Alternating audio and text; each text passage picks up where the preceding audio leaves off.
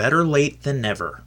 Hey everyone, Templar74 here with another episode of Poke Talk, and today's episode of Poke Talk is going to be my thoughts and opinions regarding the Pokemon Direct that happened earlier this week. Now, I do want to apologize for this video being a little bit late. I know everybody and their mother has already given their thoughts on the Pokemon Direct. A lot of people even reacted to it live. I did not have the luxury of doing that this year.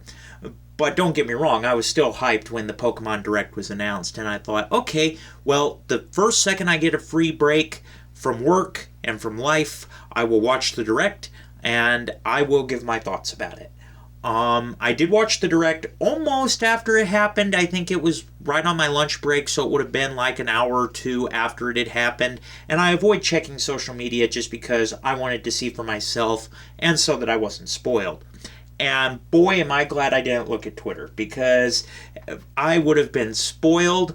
And also, Twitter pretty much exploded after I watched the Direct. I did go on and check it, and Twitter did kind of explode, and the internet had a meltdown. But yeah, Pokemon really came out swinging with this Direct. There were a couple of things that I really liked. One that intrigued me. And really, there's something else here that I'm kind of shocked that I'm having to give this opinion on. And I know it's going to be an unpopular opinion. But we'll talk about all this soon enough. And at risk of further rambling, though, let's get into this.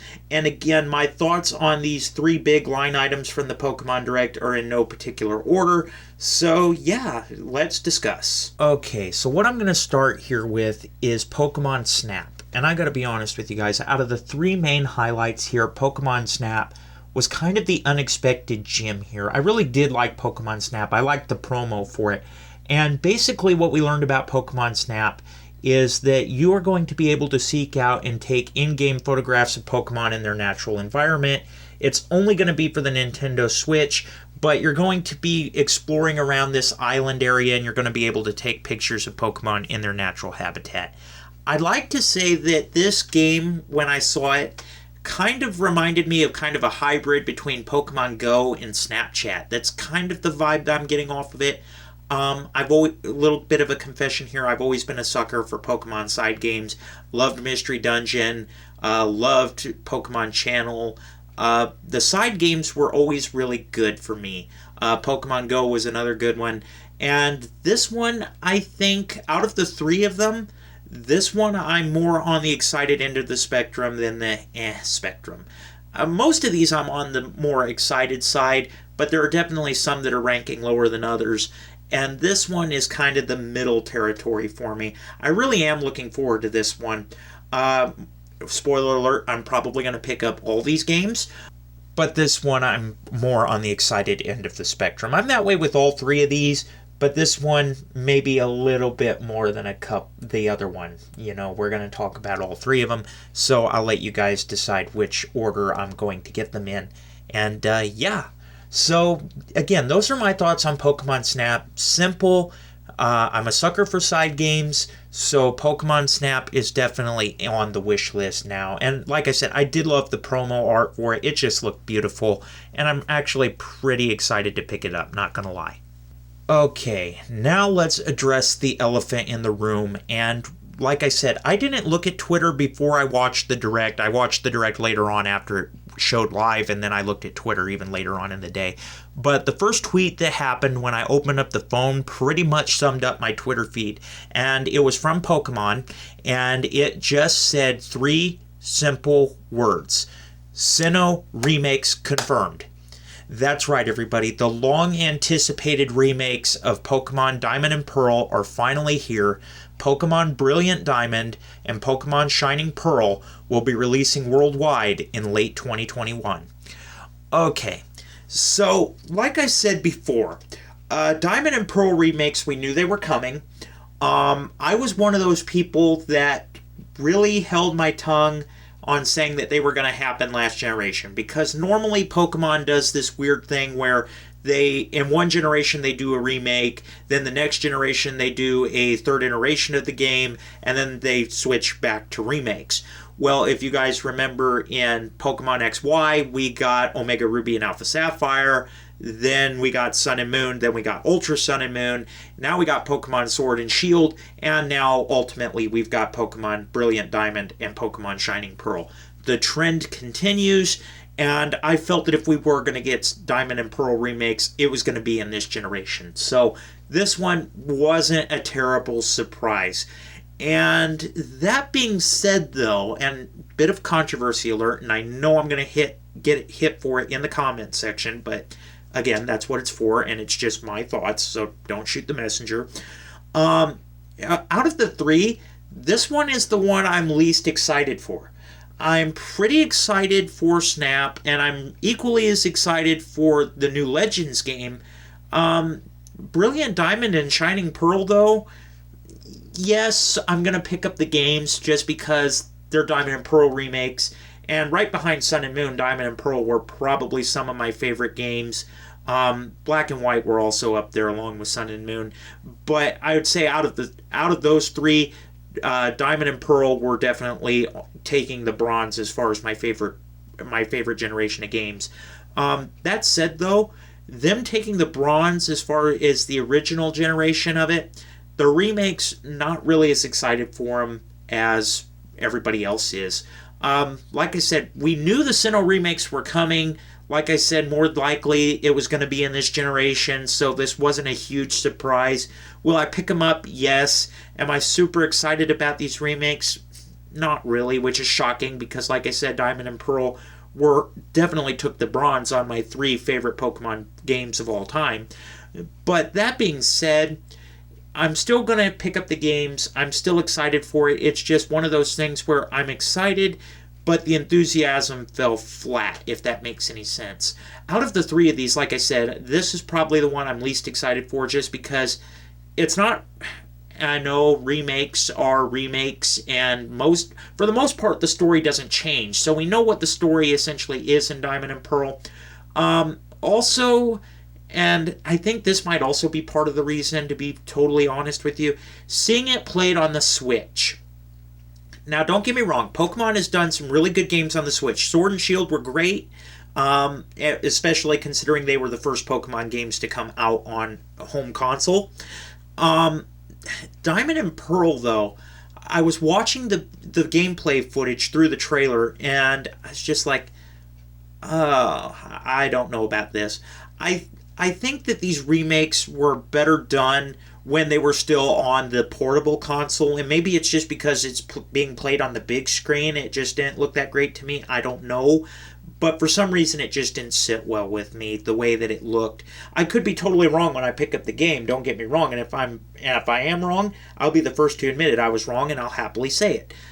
But just by what I saw, out of the three of these, not really that excited for it. Will I pick them up? Yes. Will I enjoy them? More than likely. But out of the three of these, this one was the one I was least excited about. Controversy alert. And again, that's just why, like I said, it could just be because it got played on the big screen. Maybe if I just play it on the portable on the Switch, I'll enjoy it more. I'm not really sold on that, but hey, I'm willing to try anything once. I'm that crazy. But that being said, everybody, Brilliant Diamond, Shining Pearl will be released worldwide in late 2021. And shockingly, out of the three major ones that we got through this direct, this one was the one I was least excited for. But a side conversation here, and this could be a totally different video in itself, but I'm going to go ahead and mention it now. The Sinnoh remakes have been a long time coming. Fans have been screaming for Sinnoh remakes ever since Omega Ruby and Alpha Sapphire came out.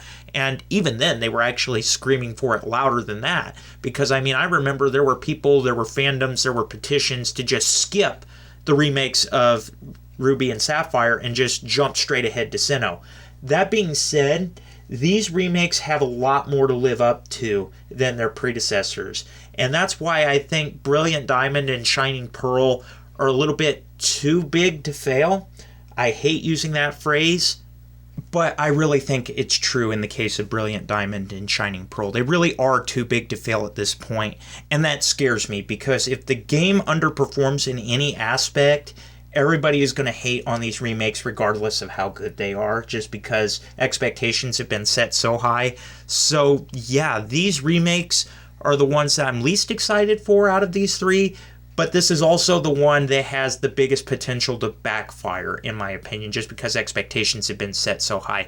I must keep stressing this in every Poke Talk discussion I do. Try to set your expectations as low as possible, so that way you aren't disappointed, and when a game actually exceeds your expectations, you enjoy it even more. Don't set your expectations so high. Again, that's just, like I said, the whole argument on why Brilliant Diamond and Shining Pearl are too big to fail could be a video in itself, but I'm just highlighting the Reader's Digest version, if you will, of it here, where it's just, they've been hyped up so much, the slightest thing that fans don't like about it, if it does turn out to be in the game, and these remakes are never going to hear the end of it. So yeah, just set your expectations a little bit lower. That's the whole point of this argument. And again, maybe I'll do a more in-depth discussion on why Brilliant Diamond and Shining Pearl are too big to fail a little bit later on in 2021, maybe as we're getting closer to the actual launch of the game when we got some more information. But again, those are just my thoughts on Brilliant Diamond and Shining Pearl. Out of the three of these, again, this one is the one I am probably the least excited for. Controversy alert. All right. Now let's discuss probably the biggest game reveal of the Pokemon Direct, at least for me in my opinion, and I know a lot of people too, and that is Pokemon Legends Arceus, or as people have dubbed it online already and on message boards, Breath of the Wild Pokemon Edition. And truly, just based off of the trailer, that really is what it is. I mean, I looked at this trailer and I'm like, is that Pokemon in Breath of the Wild? And that was literally my first thought, because the backgrounds of this just look so similar to Breath of the Wild. This is the open world Pokemon game that everybody has been screaming for since the Switch was revealed. And basically, the snippet of this game is catch, survey, and research wild Pokemon to create and complete Sinnoh's first complete Pokedex. So yeah, that being said, this is the open world Pokemon game that everybody has been screaming for since the Switch was revealed. That being said, it looks great. I love it. And this is one of those rare games that, even though it's a side game, I think people will be more excited for this game than the Diamond and Pearl remakes. I know that's a bit of a stretch, but I really do think it's true. That being said, though, and this is another reason, again, going back to the Diamond and Pearl remakes for just a second, and another reason why I said they're maybe a little too big to fail, is as soon as this game was revealed, the chatter revolving the Sinnoh remakes essentially died out, and everybody was talking about this one, which is why I'm not too convinced that doing a side game based in Sinnoh at the same time you do the release of the Diamond and Pearl remakes is such a good idea. Yes, I can see from a marketing perspective why it's actually pretty genius, but also as a game enthusiast, this is the kind of thing that you don't want to see, in my opinion. But that being said, it's not going to stop me from picking it up. I think, like I said, out of the three of these, this one is the one that I will probably pick up first. And again, kind of spoiling a little bit of the order here, I'm probably going to get Pokemon Legends first, then I'll probably get Pokemon Snap, then I will get the Diamond and Pearl remakes, just because that's my hype level with this. And the other thing that I love about this is, rather than it being a Sinnoh side game where you're like, okay, Sinnoh side game, I got to use the Sinnoh starters, it's going to be in the Sinnoh region, that makes sense. Pokemon just basically threw common sense out the window and did something completely unexpected. They gave us 3 brand new starters. Well, they're not brand new, they're from different generations, but you get 3 different generations of starters to choose from. You get Cyndaquil from Gen 2, you get Rowlet from Gen 7, and you get Oshawott from Gen 5. Oshawott would not have been the water starter that I would have picked, but that's a discussion for another day. Once it evolves, it's actually pretty darn good. So I guess I can see that, but Oshawott would not have been my first choice as the water starter. Probably Greninja would have been. Well, I guess Froakie would have been, and then it evolves into Greninja, but you guys get what I mean. Anyway, that being said, these are the 3 starters you get to choose from, and there's actually a really funny meme on Twitter, and I'll try to find it for this video, and if I can't, I apologize. Again, I don't own this image if it's showing up on your screen right now, but this was actually pretty hilarious, where these 3 are sitting in a convertible, and it's basically like, get in and shut up. We're going to go defeat God. And it was kind of funny. I fell out of my chair laughing at it. It was that good. And yeah. That being said, though, like I said, out of the three of these, this one is the one I'm most excited for because this is the open world Pokemon game that everybody has been screaming for since the start of the Switch. And yeah, out of the three of these, this one's the one I'm most excited for. So again, there was a little bit more in this direct than that, but those were the highlights, and those were the three that I wanted to give my big opinions on. Like I said, I know my thoughts on the Sinnoh remakes is going to be controversial, but again, this direct did not fail to deliver on the hype level. This direct was pretty hype, not going to lie, and out of all these games, these three I'm definitely picking up. Again, in particular order, I'll probably get Legends, then Snap, and then the Diamond and Pearl remakes. But again, my thoughts could change on that depending on what information we get later on this year. So yeah, this year, year 25 for Pokemon, is going to be a big year, and it's a big deal, and I'm really looking forward to it. The hype level is just crazy right now. And that being said, everybody, those are my thoughts on this Pokemon Direct. And as always, I want to hear yours. So in the comment section down below, let me know what your guys' thoughts were about this. What are you guys the most excited for? Just let me know in the comment section down below, because as always, I enjoy hearing from you. All right, everyone, as always, Templar74 signing off. Have a great day, everybody, and I'll talk to you all next time. Goodbye, everybody. Hey everyone, Templar74 here. Did you enjoy the video? Do you want to help support me in making more content like this and see your name here at the end of every video? Then consider supporting me on Patreon. Any help is greatly appreciated and will help ensure continuation and increase the quality of production of the videos that I'm able to make for all of you. Link down below. Again, thank you so much for your support and for liking and subscribing. You all are amazing. And as always, everyone, Templar74 signing off. Have a great day, everybody, and I'll talk to you all next time. Goodbye, everybody.